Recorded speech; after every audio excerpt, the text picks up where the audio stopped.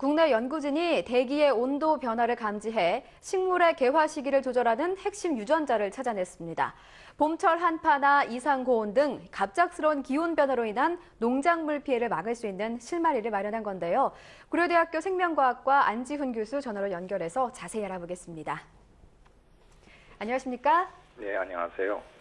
네, 식물의 개화 메커니즘에 대한 연구를 꾸준히 해오셨는데요. 이번에 대기 온도의 변화를 감지하는 단백질을 찾아내셨다고 하는데 어떤 단백질인가요? 예, 저희 연구진은 기온 변화를 감지하는 두 개의 단백질을 찾아냈습니다. 이들 단백질 이름은 FLM하고 SVP입니다. 이들은 그 식물 연구에서 가장 널리 사용되는 애기장대라고 하는 식물체에서 찾아냈고요. 이 단백질이 어떻게 기온 감지 역할을 하는지에 대한 기작은 저희 연구팀이 이번에 사이언스지에 발표하였습니다. 예, 그렇군요. 좀 더 자세히 전해주시죠. 이 단백질이 식물의 개화에 어떻게 관여하게 되는 겁니까? 예, 먼저 FLM과 SBP 단백질의 특성에 대해서 말씀드리겠습니다. 예.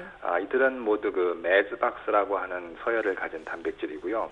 DNA에서 RNA가 만들어지는 과정인 전사를 조절합니다. 이들이 식물에서 하는 역할은 이제 개화를 억제하는 것인데요.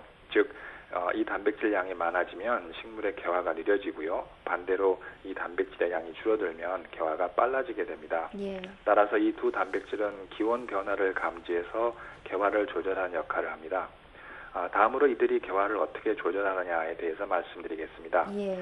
애기장대에는 개화 시기 조절 유전자들이 몇 개 있는데요. 그 중에 가장 대표적인 것이 FT라고 하는 유전자입니다. 예.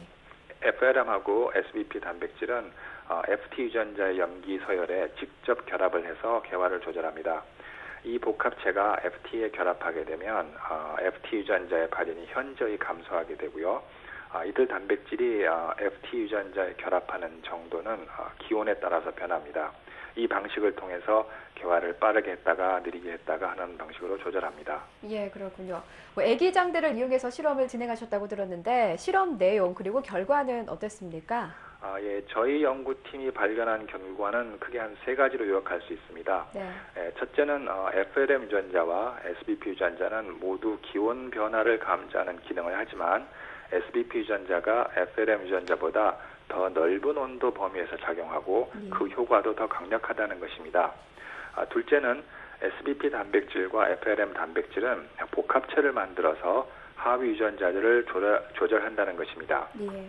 상대방 단백질이 없으면 하위 유전자의 발현을 조절하는 기능이 현저히 떨어집니다. 즉, 혼자서는 기온 감지 역할을 잘 못한다는 이야기죠. 마지막으로 SBP 유전자는 RNA 수준이 아니라 단백질 수준에서 그 활성이 조절된다는 것입니다. 저온으로 갈수록 SBP 단백질은 안정화된다는 것을 저희들이 발견했습니다. 예. 결국 기온이 낮아지게 되면 SBP 단백질 복합체가 양이 늘어나게 되어서 예. 개화 억제를 잘 하게 된다는 것이죠. 반대로 고온으로 가면 SBP 단백질이 불안정화되는데 여기에는 프로테아좀이 작용하는 것을 발견했습니다. 예, 그렇군요. 자, 이번에 교수님께서 발견하신 단백질을 이용해서 식물의 개화를 조절할 수 있다면 앞으로 어떤 일들이 가능한 건가요? 예, 기온 변화를 식물이 어떻게 감지하는지를 알게 되면 여러 가지 일이 가능해질 것입니다. 네. 먼저 기온 변화와 무관하게 꽃을 피울 수 있는 것이 가능해집니다. 기온이 변하면서 생기는 현상 중에 하나가 식물 종 번식이 감소하는 것인데요. 예. 수분을 도와주는 동물하고 개화 시기가 안 맞아서 생기는 현상입니다.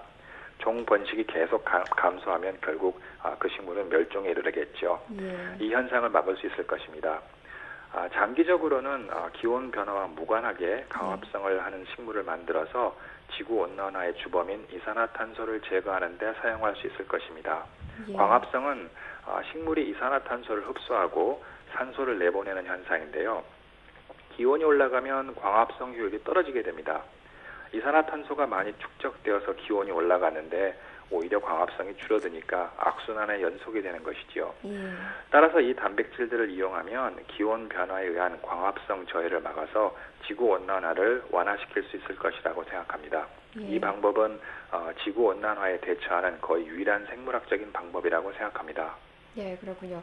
자, 이번 연구 결과가 실용화되는 게 참 중요할 텐데요. 앞으로 많은 과정이 남아있을 것 같습니다. 혹시 어떤 후속 연구 준비하고 계십니까? 예.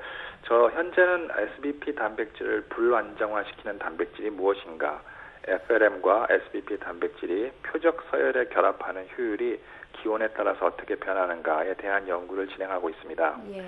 그리고 FLM하고 SBP 이외에 기온 감지 역할을 하는 유전자가 하나 더 있는데요. FLC라고 하는 유전자입니다.